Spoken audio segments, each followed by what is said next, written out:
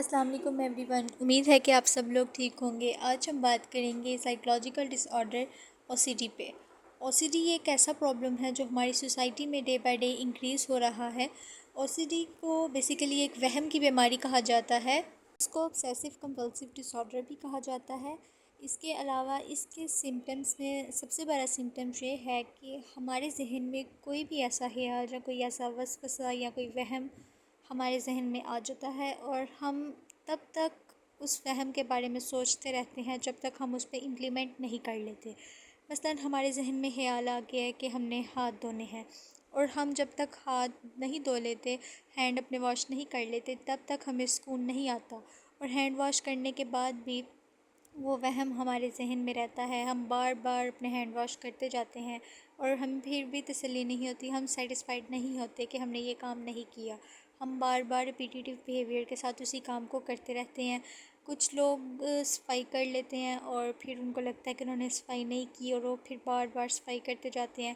کچھ لوگ hand wash کرتے ہیں، اور بہت سی عورتیں ایسی ہیں جن کو او سی ڈی پرابلم ہوتا ہے۔ وہ رات کو ڈور پہ لاک لگاتی ہیں، ایک بار لگاتی ہیں، پھر کھولتی ہیں، پھر لگاتی ہیں، اور ان کے مائنڈ میں یہی چیز چلتی رہتی ہے اور ان کو بہت زیادہ ڈسٹرب کرتی ہے، جس کی وجہ سے وہ یہ کام بار بار کرتی ہیں۔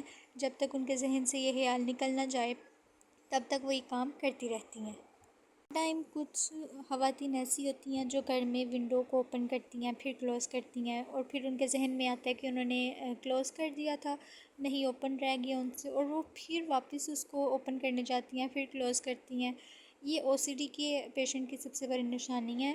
دوسری چیز، اگر او سی ڈی کے پیشنٹ کی کوئی چیز آپ سیٹنگ آگے پیچھے کرتے ہیں یا اس نے کوئی چیز ایڈجسٹ کی ہو اور آپ اس کو چھیڑ دیں، اس کو یہی لگتا ہے کہ آپ نے اس کی چیز خراب کر دیا۔ وہ بار بار اپنی چیزوں کی سیٹنگ کرتا رہتا ہے، ویسے جیسے پہلے کی طرح تھی، پہلے کی طرح سیٹ کر بھی لے گا، اس کی ارینجمنٹ ویسے ہی کر لے گا، لیکن اس کو پھر بھی تسلی نہیں ہوگی، اور اسی وجہ سے وہ اگریسو ہو جاتا ہے، اس کو بہت زیادہ اینگر ایشو ہو جاتا ہے۔